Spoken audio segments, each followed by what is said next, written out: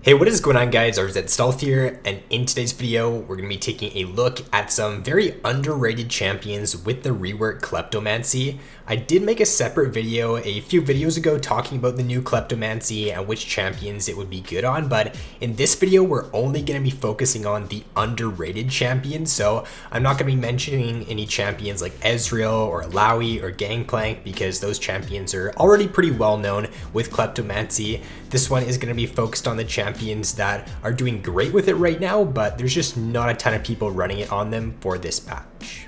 So if we start off in the top lane here, we've got 6 top lane champions, and this is the role to where there are the most champions that can do well with it in this patch. Now, a few underrated picks here include Renekton, Nasus, Lucian, Kennen, Heimerdinger, and Fiora. So Kennen and Heimerdinger are 2 champions that are the most underrated with this rune right now. Both these champions are ranged top lane picks, so you're going to have a lot of different matchups to where you're really going to be able to utilize the Kleptomancy and get a ton of procs off in the laning phase. So for Kennen, due to the nature of his kit, he's a very reliable champion with the Kleptomancy. Kennen's got a very safe laning phase. Whenever his E is off cooldown, he does have great mobility with that spell, and it does allow him to escape if the enemy does try to jump onto him. So this allows Kennen to play very aggressive, look to get up in the enemy's face in the laning phase, look to get a lot of auto attacks off to proc the Kleptomancy. So you basically just have to play around your E cooldown with Kennen. Whenever it's up, you can look to be playing aggressive, look to be going for Klepto procs, but when it is on cooldown, you do have to play a little bit safer.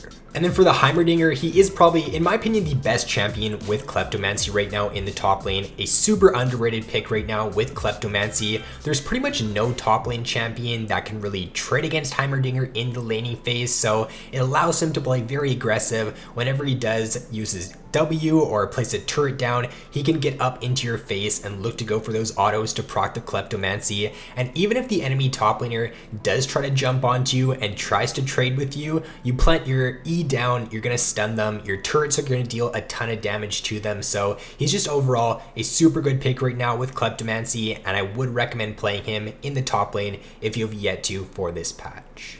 For picks like Fiora and Nasus, these 2 champions previously did run Kleptomancy when it first got released and when it was in its pretty OP state. Right now, it is a good choice on these 2 champions. Grasp is the other option, or Conquer as well on Fiora that you can run. So if you are in a matchup to where you can bully, you can play aggressive, then running the Kleptomancy on Fiora and Nasus in this patch is going to be the way to go.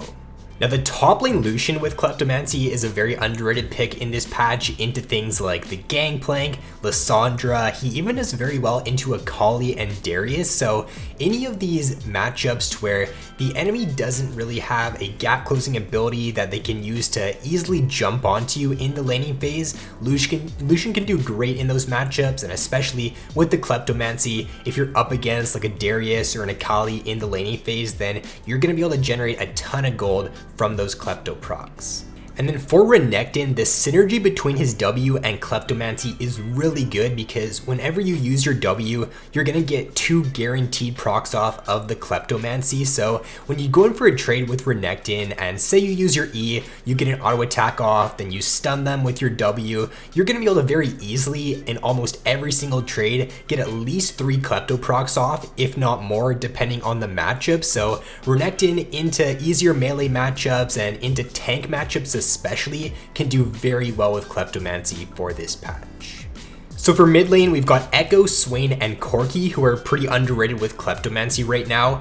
Echo is a champion that I've been playing a lot of in the preseason. He's my most played champion right now, and I've been playing a ton of Kleptomancy on Echo. I do think that right now, it's definitely possible that Kleptomancy is Echo's best rune. Electrocute and Dark Harvest are still going to be the obvious go-to choices on Echo, but the reason to why I like Kleptomancy so much on him is because Echo's a champion to where once you reach your mid-game spike of Protobelt and Lichbane, you start to really take over games. That power spike on Echo is insanely strong, so by going the Kleptomancy, I find myself getting around 400 or 500 gold in the laning phase from Kleptomancy, so that just really accelerates Echo's build path, gets him to his mid-game spike to where you can start to take over games super quickly. And the reason to why the rework Klepto is even better on Echo now is because when you do go in for a trade with him, your E is automatically gonna proc one of the Klepto procs, and then you're gonna want to auto again when you're trading to proc your passive, so you're pretty much guaranteed to get 2 Klepto procs off whenever you do trade with Echo in the laning phase, which does make it a much better option on him now for this patch. And then for Corki, it's great on him for kind of a similar reason to Echo, in the sense that Corki's mid-game spike, especially once he grabs Trinity Force, is just really good, but he does struggle before that point in the game and getting to that point, which is why he's generally a pretty weak pick in the current meta right now. But because of the Kleptomancy, it does accelerate Corki into that mid-game spike even sooner, which allows him to come online quicker, and it makes him a pretty viable option in my opinion for this patch. Corki does still have quite a few weak matchups right now in the mid lane, but in specific matchups, I think that against LeBlanc and Akali right now, those are 2 champions who are pretty strong in the current meta. I think Corki's actually a pretty solid pick into them for this patch. You run the Exhaust on Corki, you rush a Hex Drinker, and you run Nullifying Orb in those AP matchups, and they can't really do anything to you in the laning phase. The LeBlanc can't really burst you out. You can get a ton of Klepto procs off in lane against picks like LeBlanc and Akali, so in certain matchups, I do think Corki has some viability for this patch. And then for the Swain pick, he's pretty similar to these other 2 picks here. Swain's early game isn't the strongest. You're not really going to find yourself getting a ton of solo kills in lane with Swain. He really starts to come online once he does reach his mid game, once he gets his Rod of Ages and his Zhonya's. So by going the Kleptomancy on Swain, it will allow you to get to that point much quicker, and with the 2 procs in this patch, you're even going to get a faster mid game spike than you would in previous patches if you did run Kleptomancy. So down in the bot lane for AD carry, we've got 3 AD carry picks here that are pretty underrated with Klepto, being Lucian, Vayne, and Draven. So Lucian is the one that is a little bit more well known. It is seeing a little bit of play in this patch right now. Press the attack on Lucian is still going to be best in most scenarios. I think that if you're in a matchup to where it's just super easy, you're really going to be able to bully in the laning phase, and you don't really need the extra damage from press the attack at all, and you can benefit a ton from getting Klepto procs, then I would run it in that situation.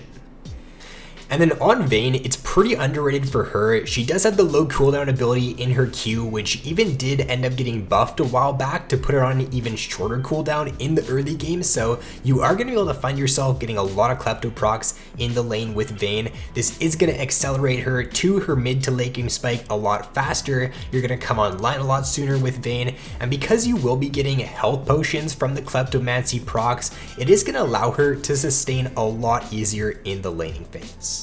And then for Draven, because he is a super aggressive AD carry, you are going to find yourself getting a ton of Klepto procs off in the laning phase.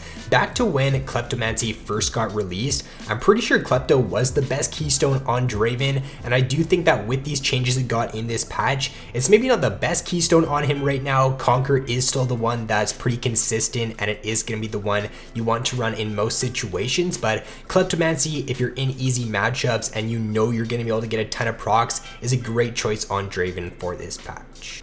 And then lastly, to round out the video for support, we've got only 1 support champion here in Sona that is pretty underrated with it for this patch. There are a few other supports like Lulu and Soraka that some players are running Kleptomancy on, but is generally just not doing super good on those champions. Sona's really the only pick right now that is having a lot of success with it, and it's mainly due to the fact that Sona is a champion to where when you're trading with her in the laning phase, you are actually going to be weaving in your auto attack quite a bit, because with Sona's Q, you're going to want to be getting the empowered auto attack off, which will be getting you Klepto procs, and in melee matchups in the laning phase, this is a pretty good option on Sona. If you're up against someone like Braum in the laning phase, or Tom Kench, or just any champion that doesn't really have super hard engage that you can look to auto attack a lot in the laning phase, then this is going to be the best choice for Sona for this patch. If you're in a matchup where you're going up against someone like a Xerath or a Zyra, or like a range matchup where you don't really want to be getting up into auto range a ton in the laning phase, then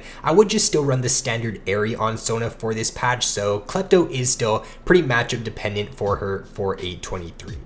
So that is going to be all for this video, guys. Those are a bunch of champions here for this patch that are pretty underrated with the new Kleptomancy. Very few players are running it on these champions for this patch. However, it is having a lot of success on them right now. So if you've yet to try out Kleptomancy on any of these champions and you do play these champions quite a bit, then I would definitely recommend it for this patch. With that being said though, guys, if you did enjoy it, then be sure to drop a like and subscribe if you have yet to already. So thanks for watching, have an awesome day, and I'll see you in my next video.